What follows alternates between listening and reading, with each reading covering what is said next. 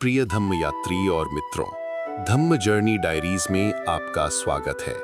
आज हम आपको गौतम बुद्ध के जीवन से एक ऐसी कहानी सुनाने जा रहे हैं जो शायद आपने पहले कभी न सुनी हो, लेकिन जिसकी गूंज आपके हृदय में शांति का दीप जला देगी। ये कहानी हमें सिखाती है कि सच्ची शांति और ज्ञान कहीं बाहर नहीं, बल्कि हमारे अपने भीतर ही विद्यमान है।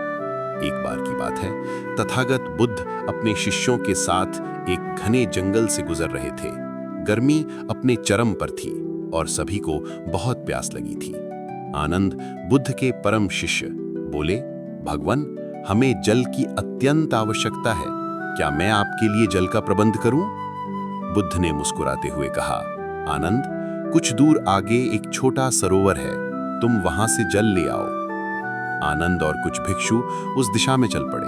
जब वे सरोवर के पास पहुंचे तो उन्होंने देखा कि अभी-अभी कुछ बैल उस सरोवर से गुजरे थे। उनका जल पूरी तरह से मटमैला और कीचड़ से भरा हुआ था।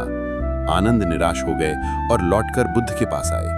भगवान, आनंद ने कहा, सरोवर का जल पीने योग्य नहीं है, वह बहुत गंदा हो गया है। मैं कहीं और जल की खोज करता हूं। बुद्ध ने शांत भाव से कहा, आनंद, तुम फिर से उसी सरोवर पर जाओ और इस बार प्रतीक्षा करो। आनंद असमंजस में थे, पर उन्होंने अपनी गुरु की आज्ञा का पालन किया। वे फिर से सरोवर पर गए। इस बार वे वहीं किनारे पर बैठ गए और जल को निहारने लगे। धीरे धीरे उन्होंने देखा कि कीचड़ और गंदगी की परतें नीचे बैठ रही थीं। मिट्टी के कण धीरे धीरे तल में समाते गए और कुछ ही समय में जल पूरी तरह से स्वच्छ और निर्मल हो गया, जैसे कभी मैला हुआ ही ना हो। आनंद ने प्रसन्नतापूर्वक जल भरा और बुद्ध के पास लौट आए। उन्होंने बुद्ध को जल अर्पित किया और पूरी घटना सुनाई। बुद्ध ने आनंद को देखा और गंभीर वाणी में बोले, आनंद, हमारा मन भी इस सरोवर के समान है। जब जीवन की कठिनाइयां, चिंताएं और क्रोध के बैल हमारे मन के सरोवर से गुजरते हैं तो वह अशांत और मैला हो जाता है। हम उस अशांत मन से तुरंत निर्णय लेना चाहते हैं, समाधान खोजना चाहते हैं और तब हम भटक जाते हैं।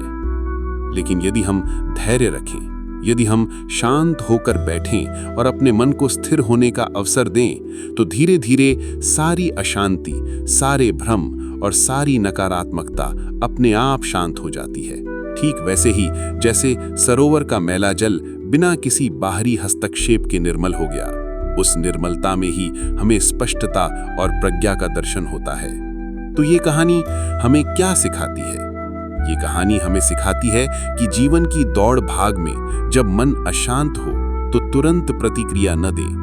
कुछ पल रुकें, श्वास लें और अपने भीतर की शांति को उभरने का अवसर दें।